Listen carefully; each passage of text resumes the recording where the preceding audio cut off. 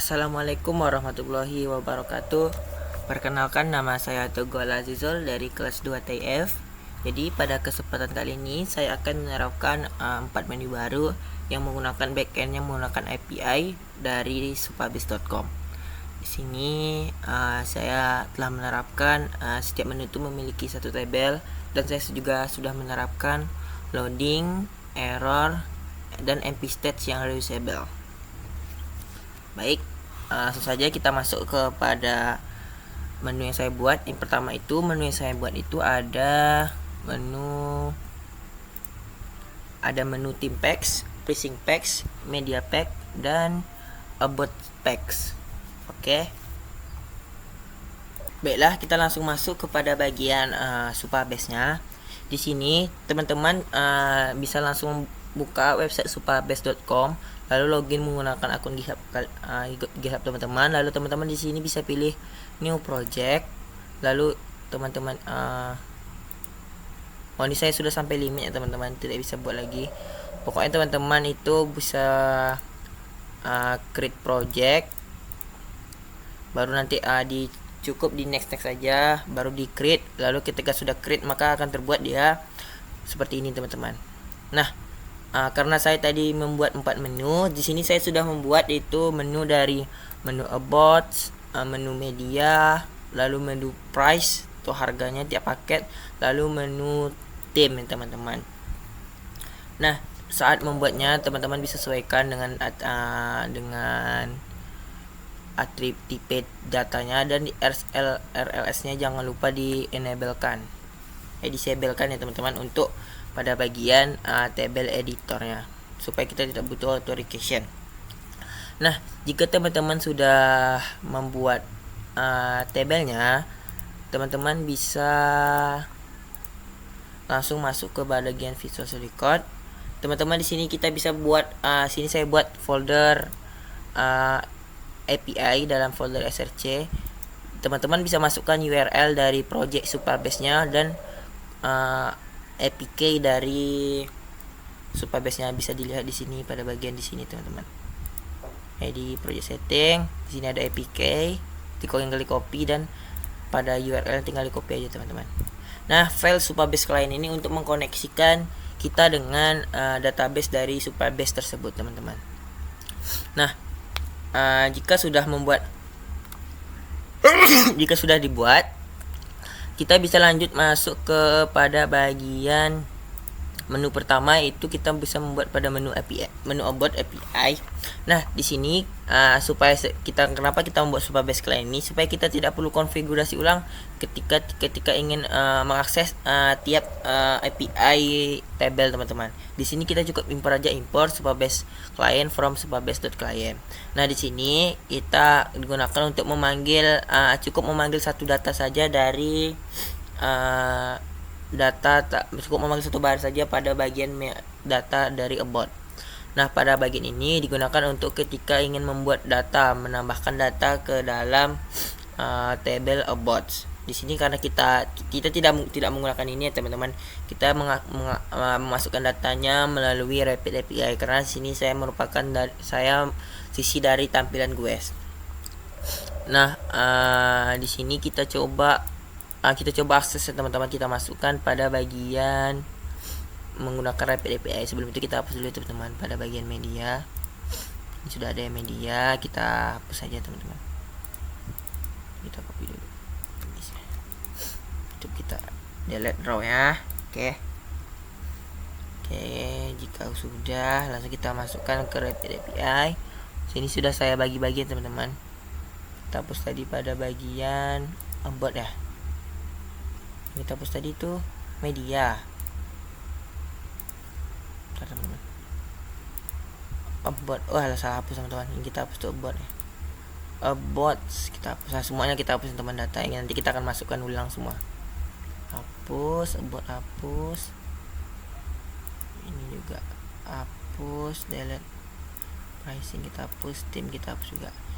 Kenapa saya ngakses dari sini? Karena saya pada bagian tampilan gue teman-teman. Jika kita ingin mengakses ini semua untuk editnya, hapusnya kita pada bagian teman saya Aska, itu pada bagian dashboard adminnya. Oke, kita coba tes. menggunakan Rapid API. Pada bagian about sudah kita masukin sesuai dengan data kita teman-teman, atribut kita sejarah, visi misi dan info perusahaan. Nah pada bagian header jangan dilupa isi APK nya, lalu content type nya aplikasi JSON dan BIRL nya masukin APK nya teman-teman. Di pada bagian ini kita masukin link URL dari project Supabase kita dan TP nya, metodenya post, lalu tambahin res v1, terus nama tabelnya apa, about. Kita pilih send. Nah sini sudah berhasil terbuat ya teman-teman. Coba kita lihat pada bagian media, bagian about. Nah sudah masuk ya teman-teman pada bagian about-nya. Nah sini kita akan coba tampilkan pada bagiannya, pada bagian about text. Nah di sini pada bagian ini kita cukup impor aja teman-teman. Dari kita impor about API karena kita mengambil data dari about API. Dan sini saya juga menggunakan use effect untuk menampilkan datanya teman-teman. Nah jika dia loading maka akan memanggilkan dia. Jika dia sini kita setkan dia variabel dari loading, set data dan set error. Nah jika dia loading maka dia akan mengambil menggunakan komponen dari loading. Jika dia error akan menampilkan coding error dengan message-nya apa. Dan jika datanya kosong akan menampilkan datanya.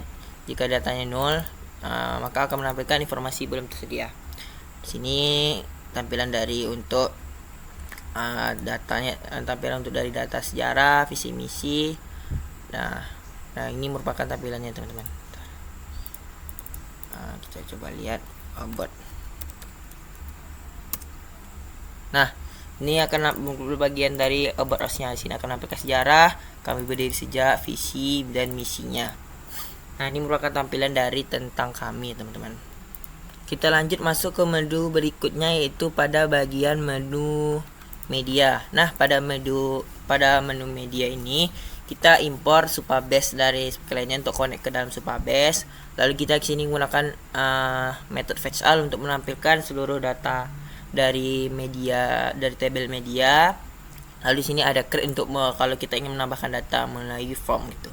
Nah di sini pada bagian ini bagian untuk pada tabelnya teman-teman. Media. Sini kita memiliki atribut dari ID, judul, URL, jenis, dan create ini bawaan dari Supabase. Nah kita coba akan memasukkan data melalui Rapid API. Ini kita masukin kepada bagian media. Nah lalu kita masukkan judul, URL, dan jenisnya apa. Kita ini jangan lupa diubah teman-teman, sesuaikan dengan nama tabel yang ingin kita masukkan. Kita pilih send. Nah data create satu kita coba refresh dia. Nah data berhasil ditambahkan ya teman-teman. Oke, lanjut untuk pada bagian tampilannya. Nah pada bagiannya tampilan media text ini sama seperti sini, kita import dulu yang perlu kita butuhkan. Kita akan telah menerapkan loading, error, dan MP set. Lalu kita impor media API nya. Lalu kita di sini ada penerapan untuk state untuk error, loading, dan kalau dia tidak ada datanya teman-teman. Dari sini kita mengambil data dari tabel dari medianya. Di sini jika dia menampilkan foto akan menampilkan jenis foto. Lalu sini akan menampilkan URL-nya, judulnya, lalu itemnya apa, teman. Nah jika dia jenisnya video maka akan menampilkan video. Tapi sini saya komen teman-teman. Nah untuk penerapannya bagaimana di sini, tampilannya gimana, kita coba akses teman-teman. Ini dia. Nah ini merupakan untuk tampilan dari medianya. Kenapa gambar tidak tampil teman-teman? Nah sudah tampil teman-teman. Tadi itu tidak tampil karena jenis kegiatan. Di sini kita kan menerapkan filter. Nah ini kita komen lagi teman-teman. Sebentar. Di sini teman-teman. Nah, di sini kita telah menerapkan filter. Jika dia jenisnya foto, maka akan menampilkan fotonya. Jika jenisnya kita masukin video, maka dia akan menampilkan videonya teman-teman. Di sini karena tadi kita menambahkannya itu pada Rapid API-nya. jenis fotonya tuh kita buat jenis itu jenis foto kegiatan, maka dia tidak terbaca teman-teman. Harusnya itu foto saja. Nah gini teman-teman, maka dia sudah nampil. Di sini saya ubah tadi ya foto saja, maka dia sudah menampilkan foto dari galeri medianya. Nah jika dia video akan menampilkan video ya teman-teman di bawah ini. Nah ini merupakan untuk tampilan dari media. Baik, kita masuk ke menu selanjutnya, yaitu menu menu pricing, untuk menu harga. Nah di sini sama seperti dari API dari media, kita di sini untuk mengkonekkan ke Supabase kita. Lalu di sini ada method fetch all untuk menampilkan seluruh data pricing, dan ada metode create data untuk menambahkan data ya teman-teman. Nah langsung saja kita masukkan saja ke Rapid API-nya. Nah pada bagi Supabase ini ada pricing, kita memiliki atribut, ada nama, harga, dan fiturnya apa aja yang kita peroleh. Oke, langsung aja kita masukkan pada menu tracing. Kita isi headersnya, jangan lupa ya, APK-nya, content type-nya, application JSON, dan authorizer-nya Bearer, dan APK dari Supabase kita. Lalu pada bagian body kita isi JSON-nya sesuai dengan atribut kita, nama, harga, dan fitur. Nah pada bagian ini tabelnya jangan lupa diubah juga teman-teman menggunakan method post. Kita cukup send. Nah datanya sudah terbuat ya teman-teman. Kita refresh. Nah sini datanya sudah masuk ya teman-teman. Lalu pada bagian tampilannya bagaimana? Sama saja seperti sebelum-sebelumnya. Pada tampilannya, pada pricing pack, di sini akan ada penerapan dari MP text, error, dan loading. Lalu akan menampilkan data kita seperti biasa, kita ambil data itu sesuai atribut data .map, menggunakan atribut item apa, item ID, nama, harga, dan fitur yang diperoleh itu apa saja teman-teman. Nah langsung aja kita ke tampilannya pada bagian pricing.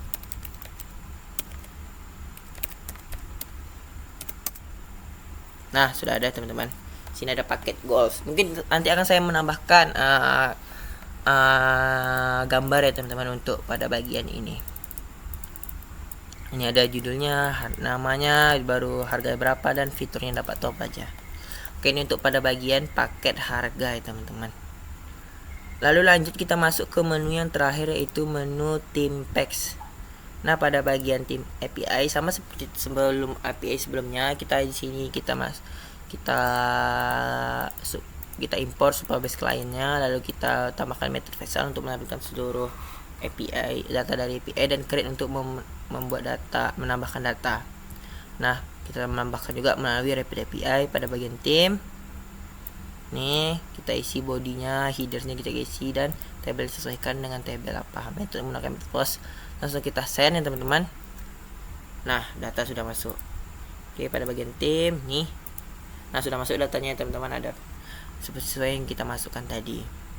Nah pada bagaimana sih tampilannya pada bagian packs-nya di sini teman-teman. Pada bagian theme packs. Nah di sini sama sih seperti sebelum-sebelumnya, ada untuk penerapan loading, error, dan MP text. Dan nanti akan ada judul dengan tim kami, lalu akan data.map person apa, foto URL, nama, dan jabatannya apa. Nah untuk tampilannya seperti ini ya teman-teman, tim pada bagian tim. Nah ini ada nampak Fitrah Yusuf sebagai CTO. Ini merupakan penerapan dari menu dari tim. Lalu terakhir kita masuk itu penerapan dari loading, error, dan MP state yang reusable. Di sini sudah saya menerapkan itu ya teman-teman. Di sini sudah saya masukin pada komponen MP stats, error, dan loading guestnya teman-teman. Tapi di sini saya menggunakan loading yang ini teman-teman. Nih yang warna biru. Nah pada bagian about packs cukup kita tambahkan saja dia konsasta dari, kita import dulu lebih dahulu ya teman-teman, loadingnya, error dan MP stats-nya. Lalu kita masuk dalam variabel. Jika useStat dia datanya 0, maka akan menampilkan dari MP stat. Jika dia loading, jika sedang loading, maka akan menampilkan dari loadingnya. Jika dia error, maka akan menampilkan error dengan message-nya apa. Langsung aja kita ambil contoh yang dari pertama loading ya teman-teman. Sini coba kita refresh bagian tim. Nah sini sudah ada penerapan yang elemen loading. Jika dia loading akan menampilkan dari komponen loading tersebut nih. Lalu masuk kepada bagian jika dia error, bagaimana kita buat errornya teman-teman. Nah mungkin kita coba ubah ya teman-teman, data VC11 apakah dia nampil. kita ubah di pada bagian about. Enter. Oh bukan ini yang error teman-teman, kita buat di error pada bagian API nya, pada bagian about. Coba kita hapus teman-teman. Oh malah ini nggak tampil teman-teman. Bentar, coba kita supabase nya kita key-nya kita hapus. Nah error jika dia datanya itu tidak ada teman-teman, karena di sini API kita sudah salah, tidak bisa connect ke dalam supabase nya. Ini penerapan dari error. Lalu terakhir itu penerapan dari stats jika datanya tidak ada. Kita replace, sudah balik lagi teman-teman. Nah coba kita hapus ya teman-teman dia datanya. Kita hapus langsung dari sini aja teman-teman. Kita ada get about, kita hapus, coba hapus. Delete satu row, kita delete, coba delete. Oke sudah kita delete. Nah kita refresh. Nah maka menampilkan informasi belum sedia. Ini sudah menerapkan MP-State dari Reusable.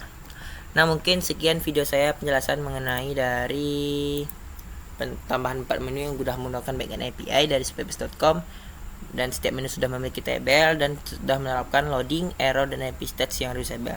Mungkin sekian video saya mengucapkan terima kasih dan maaf apabila ada kesalahan kata dalam pengetikkan video ini.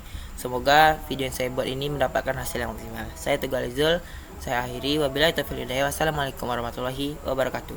See you in next video.